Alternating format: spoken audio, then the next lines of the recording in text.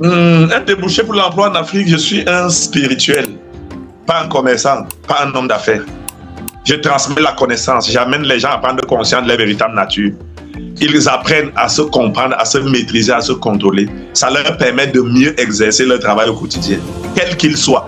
Même si c'est un travail de poussière, même si c'est un petit défrichage qu'il va faire, en ayant pris conscience de sa véritable nature, il pourra mieux se gérer. Parce que l'illumination ne donne pas la vie, ne donne pas la richesse. Aux sources d'Afrique.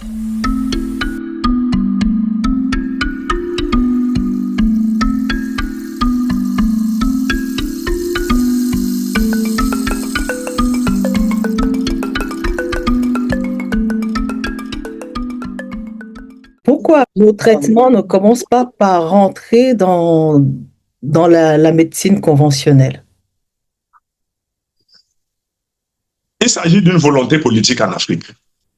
L'Afrique est conditionnée par la volonté occidentale. Et la volonté occidentale en ce qui concerne les soins de santé de base, qu'il s'agisse même de la santé holistique ou de n'importe quelle santé, c'est conditionné par l'OMS. Et vous êtes d'accord avec moi que l'OMS est une machine à gouffre, à sous, à fabrication, à création d'argent, dans le principe capitaliste. Comment pouvez-vous comprendre que la médecine holistique et africaine puisse s'ingérer alors qu'elle est centrée dans le principe de l'économie de profit? Comment pourra-t-elle s'imposer dans la médecine moderne? Ce sera très difficile. Je disais tantôt, il y avait la volonté politique et le formatage des consciences. Mais les Africains se soignent à 80% dans la médecine traditionnelle. À 80% seulement, ça se fait de façon cachée, surtout au Cameroun. Quand quelqu'un a des problèmes, il vient me voir, parfois il vient de nuit. Surtout les gens d'une certaine classe sociale. Ils ne veulent pas être vus parce qu'on va dire qu'ils font des mauvaises choses. C'est des problèmes, c'est un problème d'habitude, de culture. La civilisation occidentale est entrée dans les mœurs. Les religions abrahamiques leur ont fait croire que la connaissance et spiritualité africaine est diabolique. Et on a essayé d'écarter. Le deuxième problème, c'est que la codification africaine est différente de la codification scientifique occidentale. C'est pourquoi je proposais de codifier les valeurs endogènes et de leur donner un statut scientifique. Vous allez prendre une écorce, vous allez faire une décoction, vous allez donner à un malade, il doit guérir. Ça se fait de façon empirique et par connexion avec les ancêtres à l'intérieur de nous, par intuition. Comment démontrer scientifiquement cette intuition si ce ne sera pas une tricherie de copier-coller en utilisant la codification occidentale? Comment quelqu'un qui est africain va-t-il démontrer qu'il a pris une papaye? Imaginons que ça c'est une papaye, ou ce téléphone est une papaye. Je vide l'intérieur. Comment scientifiquement démontrer comment j'ai vidé cette papaye en la fixant, en la regardant seulement et en proférant des incantations? Comment démontrer par la codification occidentale ce genre de réalité existentielle? Comment expliquer que quelqu'un souffre d'un cancer intérieur et en Afrique on le soigne guéri en utilisant le principe et le secret de la foudre?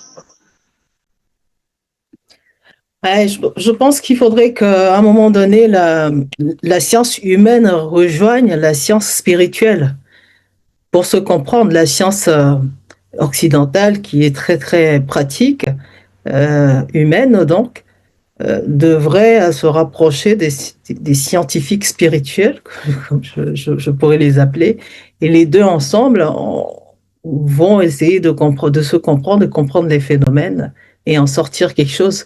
Après, ça dépend des intérêts des uns et des autres, hein, je pense. Ça semble idéal, mais c'est impossible. Pourquoi? Généralement, l'un va chercher à tromper l'autre. L'Africain est vrai. La vérité africaine contre la manipulation occidentale. L'Occident sait qu'il doit tout arracher à l'Afrique. L'Afrique et l'Africain, c'est un animal. Il doit venir piller les richesses, il doit prendre notre savoir, il doit tout prendre, aller étudier, prendre à son bénéfice et nous ramener à la façon qu'il veut pour nous asservir. L'identité africaine est africaine. Les Africains doivent apprendre à se lier entre eux et à faire ensemble. Faire de l'Afrique une Afrique unie, une Afrique où les valeurs sont partagées entre elles, entre les Africains, et évoluer. Moi, je suis de ceux qui pensent que même ceux de la diaspora doivent faire retour à la source, ils doivent rentrer en Afrique. Ils ont déjà assez eu. Et il y en a qui sont déjà des milliardaires et autres qui rentrent en Afrique. Mais le problème maintenant, c'est le pouvoir politique en Afrique. Est-ce que le politique en Afrique va leur ouvrir la porte? Est-ce qu'il ne va pas croire qu'ils viennent pour prendre le pouvoir? Là, c'est les égoïsmes qui se mêlent. Sinon, nous avons vraiment besoin ardemment, nous avons tellement besoin de la diaspora africaine. Elle peut être pour beaucoup pour l'avenir de l'Afrique. Elle est volontaire, elle veut. Mais il y a seulement un problème, la volonté politique. Les Africains, même de la diaspora, aiment l'Afrique. Tout à fait. Eh bien justement, avec le monde de plus en plus malade et le manque d'emploi en Afrique, et il y a de plus en plus de jeunes et de moins en moins de travail, est-ce que thérapeute traditionnel en Afrique, un mage comme vous ne pourrait pas devenir un débouché pour l'emploi en Afrique? Un débouché pour l'emploi en Afrique, je suis un spirituel, pas un commerçant, pas un homme d'affaires. Je transmets la connaissance, j'amène les gens à prendre conscience de leur véritable nature. Ils apprennent à se comprendre, à se maîtriser, à se contrôler. Ça leur permet de mieux exercer leur travail au quotidien, quel qu'il soit, même si c'est un travail de pousseur, même si c'est un petit défrichage qu'il va faire. En ayant pris conscience de sa véritable nature, il pourra mieux se gérer. Parce que l'illumination ne donne pas la vie, ne donne pas la richesse. L'illumination amène l'homme à mieux se connaître, à avoir le calme à l'intérieur de lui et à savoir mieux se gérer et à savoir mieux se comporter dans la société. Ce rôle, je peux le jouer. Je peux apporter dans mes connaissances, dans mon savoir, la santé, les soins de santé de base. C'est mon domaine.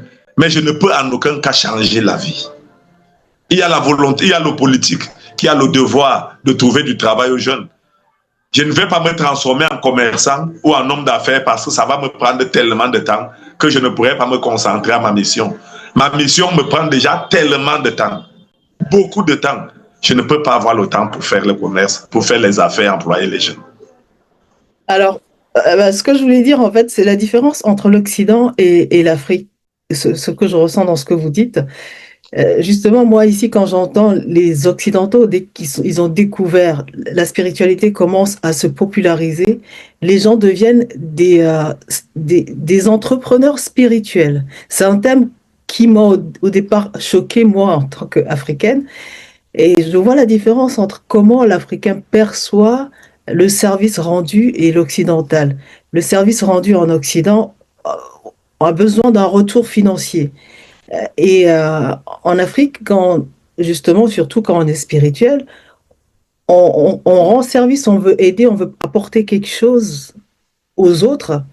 Ce qui fait que quand je parle d'emploi aujourd'hui, l'emploi nécessite un salaire, nécessite du mercantile, a besoin d'être rémunéré. Alors que quand on est spirituel, on est guérisseur, ce n'est pas la priorité qu'on a. Aujourd'hui, on a beaucoup de jeunes qui errent en Afrique sans vision professionnelle. Et ce qui fait un marché, c'est un besoin, une demande à laquelle on apporte une offre. Et aujourd'hui, l'Occident est malade. L'Afrique aussi de plus en plus avec toute la modernité à des petits bobos, le cancer, des maladies qui n'existaient pas, qui se généralisent. Et si l'Africain apportait cette solution, est-ce que ça ne ferait pas des salaires, des revenus aux gens? Pas forcément pour toi, après ça dépend de chacun. Vous voyez? L'orientation matérielle et capitaliste des soins de santé de base à la façon occidentale n'est pas la conception de l'Afrique. C'est vrai que de plus en plus, les Africains, à cause du chômage, beaucoup de jeunes sont en train d'entrer dans le principe. Vous allez voir dans nos villes partout, vous allez entendre les micros, dans les bus, il y a des jeunes qui montrent, ils expliquent, la Gératoum connaît fait ceci, tel remède soigne ça, j'ai confiné ça dans ceci, 500, tout ça, ils vendent et autres. Moi, je suis contre cette philosophie des soins de santé de base en Afrique. L'Afrique est sacrée. La connaissance africaine est sacrée. Cette connaissance, on doit la toucher avec les pincettes. Il faut servir et attendre la main tendue. Moi, je suis contre toute philosophie mercantiliste. Je suis un spirituel africain entier et vrai, et je ne saurais embrasser une civilisation occidentale. Et en plus, vous parlez des cas de maladie. Dans l'entendement africain, celui qui doit être guéri, dont les ancêtres ont décidé de l'amener à la guérison, parce qu'on ne soigne pas la mort, on soigne la maladie, trouvera là où on va le soigner. On ne peut pas vulgariser. Moi particulièrement, je ne peux pas te dire quelle maladie je soigne. Je ne peux pas te dire. Déjà qu'en Afrique, on ne soigne pas la maladie, on soigne la cause. Le diagnostic africain est différent du diagnostic occidental en médecine moderne. C'est deux diagnostics diamétralement opposés. Nous nous entrons dans la santé holistique. Or, la médecine moderne soigne les cas par cas, maladie par maladie. Elle finit de soigner telle maladie, elle laisse l'autre à côté. Donc, on ne peut pas parler de tout cela. Et aujourd'hui, ça me fait souvent mal quand je suis dans un bus. Je vois comment la misère amène les gens. Aujourd'hui, ce n'est pas seulement le fait que les gens vendent les remèdes dans les bus où ça se vulgarise n'importe comment. Quelqu'un sait qu'en utilisant le charbon de bois, il écrase le charbon de bois, ça lui fait une poudre, il va vendre contre les poisons pour purifier le sang et autres. Ils essaient d'expliquer tout ça dans les bus. C'est lié à la misère qui est grandissante. Mais ça ne grandit pas l'homme. Parce que tu ne peux pas en Afrique te faire une richesse avec ce genre. La richesse africaine est sacrée. Je te prends un exemple. J'ai un malade, quelqu'un qui arrive, qui est désespéré, il arrive chez moi et trouve guérison. Il rentre demain, il constate que je suis dans une maison en planche. Il vient me construire une maison, qu'est-ce que je n'ai pas gagné? Volontairement, il vient le faire. Quelle joie parfaite. Ce n'est pas là la plus grande richesse? Nous devons faire des efforts de rester tout en évoluant, tout en acceptant l'évolution, de garder les vertus africaines. Et la première vertu en Afrique, c'est l'économie sociale. C'est le social. L'Afrique doit éviter de tricher l'Occident pour l'argent à tout prix. L'argent n'est qu'un outil d'échange. Ça peut se faire même par le troc. Lorsqu'on est déjà esclave du mercantilisme occidental, on perd toutes ses valeurs morales et spirituelles. Dans ce monde-là, est-ce qu'on est compétitif en restant est-ce que l'Afrique va être compétitive? Qu'est-ce que l'Afrique fait avec la compétition? Est-ce que la création est là pour une compétition pour savoir qui va arriver le premier au ciel? C'est pas ça le but. Est-ce que le but c'est de construire des gratte-ciel, d'avoir des autoroutes, de faire ceci? Ce n'est pas le but. Le véritable but est la paix intérieure. C'est la joie parfaite. C'est l'ataraxie. C'est à cela que l'homme doit se diriger. Passer une vie de paix, une vie pleine et totale, dans la connaissance du soi. Au lieu de chercher à engranger des biens matériels et être malheureux. Le bien-être est la base de notre univers et c'est le fondement de tout ce qui est. L'Afrique doit rechercher le bien-être des Africains et non de chercher à entrer dans une compétition pour se mesurer aux géants du monde. On est géant par rapport à quoi? Alors qu'on est malheureux. En réalité, c'est les géants du monde qui viennent titiller l'Afrique dans sa simplicité. Effectivement, maintenant il faut que l'Afrique ait la capacité de regarder les titillements comme si elles n'existaient pas. Le problème, c'est que l'Afrique laisse ce titillement captiver son attention. Je vais te prendre un exemple, ma soeur. Tu peux être abordé par quelqu'un qui est proche de toi, qui est ton voisin, qui te provoque tous les jours. Il t'insulte, il te dit n'importe quoi. Tu as trois attitudes que tu peux adopter. La première, tu considères, c'est dire et tu en souffres. La deuxième, tu fais comme s'il n'existe pas. La troisième, tu le plains et tu le bénis. C'est à toi de faire le choix. Pourquoi l'Afrique ne peut pas regarder avec émerveillement les folies des autres et les plaindre? Est-ce que l'Afrique est obligée d'avoir de l'uranium pour faire les bombes atomiques? N'en a pas besoin. Elle n'en a pas. Est-ce qu'on est obligé absolument de vivre dans le confort occidental. Je dis non. Moi, je vis souvent, je vais dans mes lieux sacrés. Je fais des mois en vivant en ermite. Et je suis heureux et à l'aise dans ce milieu. Il n'y a pas une paix qui dépasse ça. À quoi ça sert d'avoir les richesses matérielles et d'avoir une plaie inguérissable qui te fait mal toutes les nuits, tu ne dors pas? À quoi ça sert? À quoi ça sert de manger, de brouter du caviar, de boire du champagne, pourtant qu'à l'intérieur de soi, l'esprit est vide? On vit dans la peur et le doute. L'Africain doit apprendre à se connaître et à vivre la simplicité qui symbolise la spiritualité africaine. L'amour, le partage. C'est ça le symbole de l'Afrique. Qu'est-ce qui va protéger l'Africain contre l'Occident, qui est un Il faut déjà considérer quelqu'un comme un ennemi pour avoir peur d'être protégé, pour chercher à se protéger.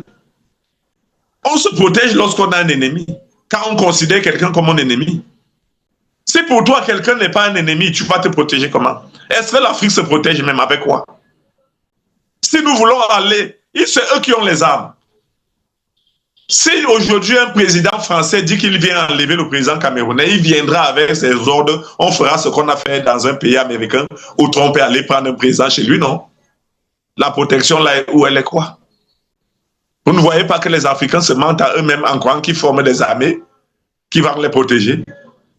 Le vrai problème est le problème de l'éducation spirituelle.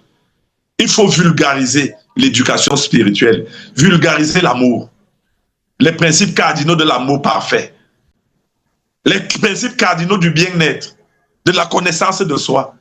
Pour cela, l'Afrique doit arrêter le niveau syllabaire, l'école occidentale, qu'on nous donne là, on nous bourre dans les écoles. Il faut une nouvelle pensée africaine. Il faut revenir à la source de l'enseignement africain en adaptant l'éducation à nos réalités endogènes. Imaginez quand je fréquentais encore, j'étais en 5e. Dans la géographie, on nous donnait les pays et leur capitale. Afghanistan, Kaboul, Émirats Arabes Unis, Riyad, Arabie Saoudite, Riyad, Émirats Arabes Unis, Abu Dhabi, Dubaï, Chaka. On nous faisait réciter cela. Je connais qu'Abu Dhabi, Dubaï, Chaka, c'est quoi, c'est où? Mais on nous faisait faire ce récitacle aveugle et autres. Et on nous donnait le diplôme. On disait qu'on nous apprenait, nous sommes intellectuels. On ne nous dit pas que l'intellectuel, c'est celui qui est engagé. Un Africain qui a un doctorat en sciences de, si c'est quoi, astrologie européenne ou quoi là, il est vide. Mais qui de nos jours, qui va transmettre ces enseignements-là? Vu que nous transmettons. Ça passe de bouche à oreille, à travers les réseaux sociaux, à travers ceux qui viennent nous contacter. L'Afrique est en train de se réveiller. La jeunesse africaine est avide de connaissances. Elle est prête à se révolter contre la spiritualité tronquée. Peu de jeunes vont dans les églises. Les églises aujourd'hui en Afrique, au Cameroun, c'est pour les vieillards et les femmes. C'est les femmes qui sont à la recherche d'un paradis qui viendra après la mort. Les jeunes aujourd'hui veulent des choses pratiques. Même lorsque je fais mes directs, que ce soit sur Facebook, sur TikTok ou autre, j'ai de la vie, j'ai du répondant, j'ai des jeunes qui me donnent envie d'éduquer et d'enseigner. Petit à petit, ça va s'implanter, soyons patients. Je viendrai, je poserai mon édifice. Et il y en a qui posent leur édifice. L'univers va nos ancêtres vont se charger. Après moi, il y en aura. Petit à petit, l'Afrique finira par retrouver son identité. Le problème pour nous, c'est d'éviter d'être pressé. Tout va doucement et à son temps et à son rythme. Alors, par exemple, oui, ce que tu es en train de faire maintenant, combien vont tirer des leçons? Combien vont être satisfaits de ces enseignements? Combien pourront avoir une bribe qui pourra les aider de prendre conscience d'une chose et de se mettre sur le processus? Ce n'est pas rien, c'est un édifice. Comme avait dit Alfred de Vigny, lancer une bouteille dans la mer. C'est ce que nous sommes en train de faire. Et ça portera son fruit un jour. Merci. Revenons sur la santé. On dit souvent que pour avoir une santé ou quand on demande quelque chose aux ancêtres, aux dieux, aux divinités, il faut absolument donner quelque chose en échange. Est-ce que c'est vrai? Dans la réalité spatio-temporelle, dans notre vie de chair, l'échange a sa place. Je te prends un exemple. Quelqu'un vient me voir, je le soigne. En retour, c'est normal qu'il lance un truc au sol. Quelque chose même de symbolique. C'est très normal, l'échange est. Mais dans la spiritualité ancienne, on faisait croire qu'il faut absolument déposer quelque chose. Tout dépend du niveau de conscience. Nos ancêtres mangent. Ils ont besoin de notre amour. Ils ont besoin des énergies. Et l'énergie la plus puissante est l'énergie d'amour. Donc, en fonction de son degré d'élévation spirituelle, en fonction de sa vibration, on peut faire des offrandes comme on peut ne pas faire. La connexion avec l'ancêtre peut passer par des libations. On peut faire une libation avec de l'eau. De l'eau tout simplement. On peut faire une libation. Tout dépend de ses croyances. Tout dépend de ce que l'on comprend du donné. Les gens qui sont encore dans le béaba pensent qu'il faut utiliser les béquilles spirituelles. D'autres pensent que c'est en égorgeant les bœufs, en égorgeant les chefs, en donnant beaucoup à manger aux ancêtres, entre guillemets, alors qu'on jette en forêt et c'est les animaux qui viennent manger que les ancêtres vont être attentionnés. Quand tu en as, donne à ton prochain. Donne à celui qui a faim à côté de toi. Les ancêtres seront plus contents. Pour répondre à ta question, je pense qu'on n'est pas forcément obligé. On peut simplifier les rituels. On peut simplifier la connexion avec les ancêtres et développer le principe cardinal de l'amour qui permet à nos ancêtres de se sentir bien. Si nous sommes amour, ils sont heureux et ils sont toujours à côté de nous. Waouh, c'est puissant. Et maintenant, Maj, je sais que vous enseignez, vous initiez les gens. Si quelqu'un veut se lancer dans l'initiation, comment vous savez qui est capable? Est-ce que vous faites un tri? Et comment on se lance avec vous? Et généralement, je ne fais pas un tri. Je ne me permets même pas d'étudier l'option comme ça de la personne. Je ne perds pas ce temps-là, perdre mes énergies. Si tu n'es pas prêt, tu vas venir, tu vas commencer, tu vas partir, tu vas fuir. Tu vas t'écarter seul. Je ne fais pas de tri. Je laisse tout le monde venir. Je transmets. Ce que nous faisons dans les réseaux sociaux, ce que tu fais là, c'est une initiation. Tu inities les gens. Maintenant, celui qui aura les capacités va rester connecté à toi, va s'habituer à tes publications, va les étudier, va t'interroger, va causer avec toi et va se grandir au fur et à mesure. Celui qui n'est pas prêt, il va passer, il va regarder, il va venir, il va commencer, après il va fuir. Ils sont bon nombreux. Quand je m'initiais, quand j'étais allé en initiation chez les Pygmées à l'Est, c'était les Badjoués, nous étions 10 au point de départ. J'ai terminé seul. C'est ça la vie. L'univers écarte les livrets seuls. Donc tu n'as pas besoin de dire celui-ci n'est pas prêt. Celui-là est prêt. Ça devient dogmatique. Laisse chacun faire ce qu'il peut et montrer ses limites. Et se retirer seul. Très bien. Est-ce que, oui, bon, du coup, j'allais dire, est-ce qu'on peut faire des initiations en ligne comme on fait là directement? Ce que nous faisons là, une initiation. Oui, c'est une initiation. Ce qui est certain, il y a beaucoup de leçons que tu vas tirer. Maintenant, tu iras faire tes expériences. Parce que tout, c'est l'expérience. Tout ce que je dis ici, tu n'es pas obligé de copier à la lettre et de les appliquer aveuglement. Tu dois faire tes expériences. Te sentir dans ce que je dis et les expériences que tu mènes. Et ce n'est que là où tu te sens bien que tu dois considérer vivre ta vie en conséquence. Tu ne dois pas prendre tout ce que je dis comme des paroles d'évangile. On restera dans le principe dogmatique et tu ne vas pas évoluer. Parce que la connexion que tu as avec tes ancêtres n'est pas la même que j'ai avec les ancêtres. La connexion que tu as avec le divin en toi, les expériences que tu mènes avec lui n'est pas absolument la même que je mène avec lui. Conclusion, nous sommes détachés du temps et de l'espace. Nous sommes dans le continuum des multivers. Là où nous sommes toi et moi maintenant, nous sommes séparés d'un centimètre, vrai ou faux. On ne cause pas. Ah, merci, maître. J'ai tellement de questions et j'espère qu'on aura d'autres interviews comme ça, suivant les idées qui viendront. Est-ce que vous avez quelque chose à ajouter à mon public, au public africain, au public du monde? Je vais d'abord féliciter ton initiative, l'encourager et bénir afin que ça prenne du large. que l'univers t'accompagne dans cette initiative, que les forces de décomposition et de retardement ne se mettent pas sur ta route, parce que quand quelqu'un est déjà sur ce chemin, il a cette adversité-là. Tu auras notre intercession pour nous, les êtres qui rêvons voir l'Afrique se manifester.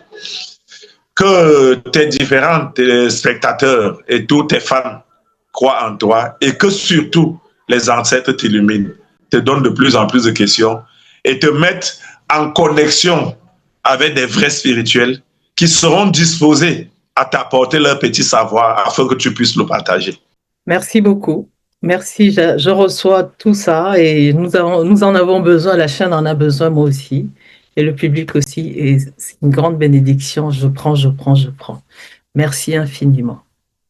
Le plaisir était le mien. Merci et que tous tes spectateurs soient bénis.